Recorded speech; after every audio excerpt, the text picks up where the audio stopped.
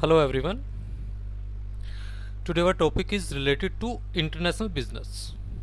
So start करते हैं.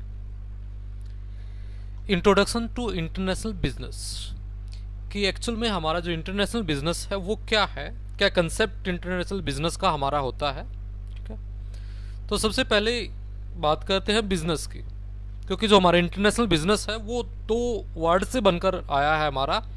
एक है हमारा इंटरनेशनल और सेकंड होता है हमारा बिजनेस. ठीक है, तो सबसे पहले हम बिजनेस की बात करते हैं. एक्चुअल में बिजनेस क्या होता है. ठीक है, तो बिजनेस में वो एक्टिविटीज़ हम अपनी शामिल करते हैं जो हमारी गुड्स एंड सर्विसेज से रिलेटेड होती हैं, जिसमें क्या है कि हम एक पर्सन से दूसरे पर्सन को गुड्स एंड सर्विसेज क्या करते हैं, एक्सचेंज करते हैं, बदले में हम मनी ट्रांसफ़र कर लेते हैं. तो ये सारी एक्टिविटीज़ हमारी क्या आ जाती हैं, बिजनेस के अंदर हमारी सारी एक्टिविटीज आ जाती है. नॉर्मली एक बिजनेसमैन क्या करता है, अपने बिजनेस के अंदर मैक्सिमम जो उसकी रिक्वायर होती है वो इन्वेस्टमेंट की होती है, और उस इन्वेस्टमेंट में वो क्या चाहता है कि जो मैक्सिमम उसने इन्वेस्टमेंट किया है देन उसको कस्टमर भी मैक्सिमम मिले, और देन उसके बाद जो सेल हो और उसका जो आउटपुट आता है उससे क्या मिले, उसको एक मैक्सिमम प्रॉफिट वो मार्केट से ले सके. ठीक है, डिफरेंट टाइप्स के हमारे बिजनेस होते हैं. प्राइवेट बिजनेस हो जाता है. ठीक है, एंड उसके बाद कुछ ऐसे इस टाइप्स के बिजनेस होते हैं जो नॉन प्रॉफिट ओरिएंटेड हो जाते हैं. ठीक है, स्टेट के अपने बिजनेस होते हैं, सेंट्रल गवर्नमेंट्स के अपने खुद के बिजनेस हो जाते हैं. ठीक है, तो डिफरेंट टाइप्स के हमारे बिजनेस हो जाते हैं.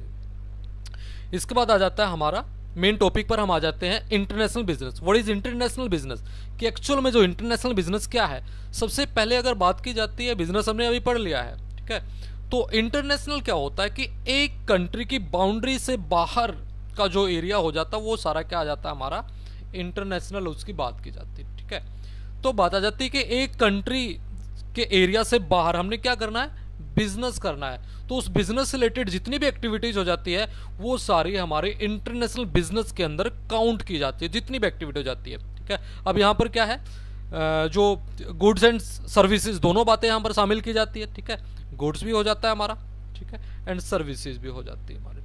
ये दोनों ही यहाँ पर हमारी शामिल की जाती है. अब इसमें गुड्स में अगर बात की जाती है, या तो भाई मैन्युफैक्चर्स गुड्स आ जाते हैं हमारे, या सेमी मैन्युफैक्चर्स गुड्स आ जाते हैं, रॉ मटेरियल की बात अगर आ जाती है. ठीक है, सर्विसेज हमारे डिफरेंट टाइप्स की हो जाती है. ठीक है, ट्रांसपोर्ट से रिलेटेड सर्विसेज हो जाती है, एडवर्टाइजिंग की हो जाती है. ठीक है, बैंकिंग की हो जाती है, फाइनेंस की हो जाती है, कंसल्टेंटी की हो जाती है हमारी, रिटेलिंग की हो जाती है, होलसेलिंग की हो जाती है, या अदर्स कम्युनिकेशन से रिलेटेड डिफरेंट सर्विसेज हो जाती है.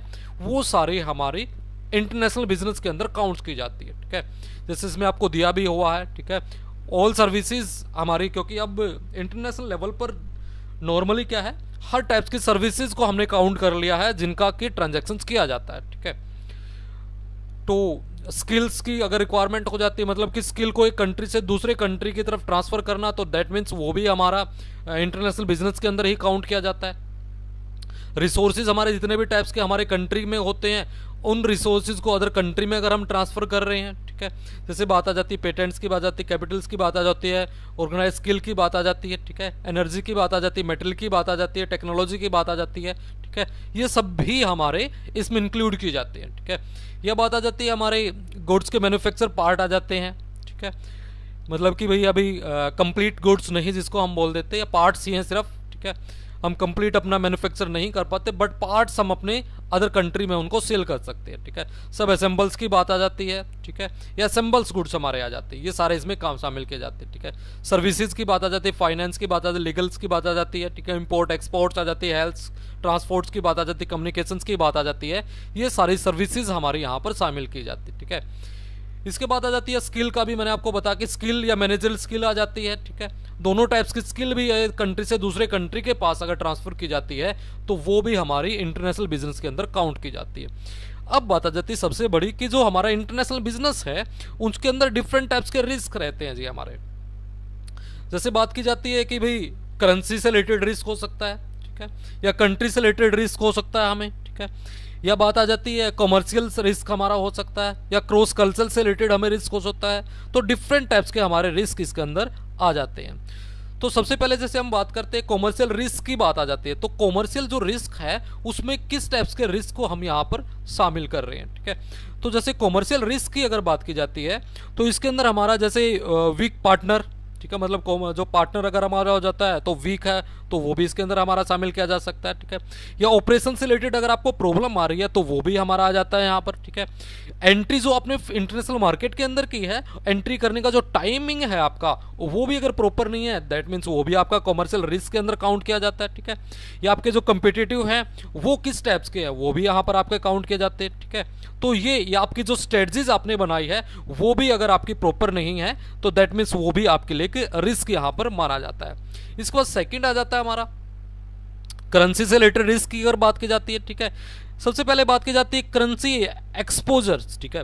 करेंसी का एक्सपोजर किस टाइप्स का उस कंट्री के अंदर, तो वो भी आपके लिए प्रॉब्लम आ जाती है, ठीक है। मतलब आप अपनी कंट्री की जो हमारी करेंसी है और दूसरे कंट्री की जो करेंसी है उनके बीच में किस टाइप्स का एक्सचेंज वैल्यू मतलब कि डिपेंड रहती है एक दूसरे की कंट्री की करेंसी की दूसरे कंट्री की करेंसी के ऊपर, तो वो डिपेंड यहाँ पर हमारी हो जाती है, ठीक है। एसेट्स का वैल्यूएशन किस टाइप से करेंसी में किया जाता है, ठीक है, वो यहाँ पर डिपेंड हमारी हो जाती है, ठीक है। फॉरेन की जो टैक्सेशन पॉलिसी है वो किस टाइप्स की है, वो यहाँ पर हमारी आ जाती है, ठीक है। तो इसके बाद यहाँ ट्रांसफर प्राइसिंग्स की बात आ जाती है, किस टाइप से ट्रांसफर किए जाते हैं, तो वो सारे हमारे क्या है करेंसी रिस्क के अंदर हमारे शामिल किए जाते हैं। इसके बाद बात आ जाती है कंट्री, जो हमारी कंट्री है जिस कंट्री में बिजनेस सेटल हम करने जा रहे हैं वहां पर किस टाइप्स का रिस्क आ जाएगा। सबसे पहली बात आ जाती है गवर्नमेंट, ठीक है। गवर्नमेंट किस टाइप्स के प्रोटेक्शंस वहां पर बिजनेस को दे रही है, ठीक है, या किस टाइप्स के बैरियर्स वहां पर लगा रही है। इन्वेस्टमेंट से रिलेटेड वहां पर किस टाइप्स के मतलब ऑप्शन सेलेक्ट किए जाते हैं, तो वो भी यहां पर हमारे लिए प्रॉब्लम क्रिएट कर सकते हैं। ब्यूरोक्रेसी की बात आ जाती है, ठीक है। एडमिनिस्ट्रेटिव डिलेइंग, मतलब एडमिनिस्ट्रेशन में किस टाइप्स के मतलब की जो फॉर्मेलिटीज की जाती है बिजनेस को सेटअप से रिलेटेड या अदर्स फॉर्म्स को कंप्लीट करने से रिलेटेड, तो वो किस टाइप्स की प्रॉब्लम उस कंट्री से रिलेटेड आ जाती है। या भाई लीगल इंटेलेक्चुअल्स प्रॉपर्टी राइट से रिलेटेड अगर बात की जाती है तो उस कंट्री में उनके लिए किस टाइप्स की फॉर्मेलिटीज को पूरा किया जाता है, ठीक है। इसके बाद लेजिस्लेशंस की बात आ जाती है, तो वो उस कंट्री के अंदर मतलब कि कानून व्यवस्था उस कंट्री के अंदर किस टाइप्स की है वो यहाँ पर आ जाती है। इकोनॉमिक फेलियर, वो कंट्री अगर इस टाइप्स की तो नहीं है कि इकोनॉमिक फेलियर रही है तो वो भी यहाँ पर आ जाती है। सोशल पॉलिटिकल, ठीक है, वहां पर किस टाइप्स का मतलब कि सोशल किस टाइप्स की एनवायरनमेंट है वहां पर, पॉलिटिकल एनवायरनमेंट वहां पर किस टाइप्स का, तो वो भी सबसे बड़ी प्रॉब्लम हमारे लिए बनकर खड़ी हो सकती है, ठीक है। इसके बाद बात आ जाती है कल्चर्स की, ठीक है। क्रॉस कल्चर रिस्क, मतलब कल्चर से रिलेटेड आपको रिस्क हो सकता है, कल्चर डिफरेंट हो सकती है एक कंट्री की दूसरे कंट्री से, वो भी हमारे लिए प्रॉब्लम हो सकता है। डिसीजन मेकिंग स्टाइल, वो भी बिल्कुल डिपेंड करता है कल्चर्स के ऊपर, हर एक कंट्री का जो डिसीजन मेकिंग स्टाइल है वो बिल्कुल डिफरेंट हो जाता है, तो उसके ऊपर हमारा इंटरनेशनल जो बिजनेस है वो डिपेंड करता है। क्योंकि कुछ कंट्री के पर्सन्स क्या होते हैं वो मतलब कि बिजनेस कोई भी चीज़ें परचेज करने में मतलब डिले नहीं होते, वो बड़ी जल्दी अपना डिसीजन ले लेते हैं परचेज करने में, तो प्रॉब्लम नहीं आती, इजीली हमारी सेल इंक्रीज हो सकती है वहाँ से। एथिकल प्रैक्टिसेस की अगर बात की जाती है, मतलब कि वहाँ की लोगों की जो एक मोरल वैल्यू की अगर बात की जाती है वो किस टाइप्स की बनी हुई है, तो वो भी हमारे बिजनेस के लिए एक प्रॉब्लम क्रिएट वहाँ पर कर सकती है। उसके बाद नेक्स्ट आ जाता है हमारे लिए 3 फॉर्म्स ऑफ इंटरनेशनल बिजनेस। जो इंटरनेशनल बिजनेस है उसके 3 फॉर्म्स हमने यहाँ पर बनाए हैं अपने, ठीक है। तो कौन कौन से आ जाते हैं, सबसे पहला आ जाता है हमारा domestic market extension by exporting, ठीक है। डोमेस्टिक मार्केट से आप एक्सपोर्ट कर रहे हो, ठीक है। एक तो इस तरीके से क्या है आप इंटरनेशनल मार्केट में एंट्री आपकी हो जाती है, ठीक है। तो यहां पर क्या है लोकल जो आपकी मार्केट हो जाती है उस मार्केट से मतलब आपके फंक्शंस क्या है इंटरनेशनल मार्केट तक जा रहे हैं, डोमेस्टिक से आप एक्सपोर्टिंग में आप कर रहे हो, मतलब आपका जो बिजनेस है वो कंप्लीटली एक्सपोर्ट ओरिएंटेड है, तो उस तरीके से भी आपका क्या है इंटरनेशनल मार्केट में आप एंट्री कर रहे हैं आप। उसके बाद नेक्स्ट आ जाता है मल्टी डोमेस्टिक कंपनीज, मतलब क्या है कि जो एक कंपनी होल्डिंग कंपनी हो जाती है, देन उसकी सब्सिडरी कंपनी हो जाती है। अदर कंट्री में क्या है आप अपनी सब्सिडरी कंपनी ओपन कर रहे हो और देन होल्डिंग कंपनी जो आपकी स्ट्रॉन्ग कंपनी जिसको माना जाता है उसका हेड क्वार्टर आपके कंट्री में हो जाता है। उसके बाद वहां पर क्या है उन होल्डिंग जो सब्सिडरी कंपनी है उनके थ्रू आप अपने बिजनेस को सेटअप कर लेते हो।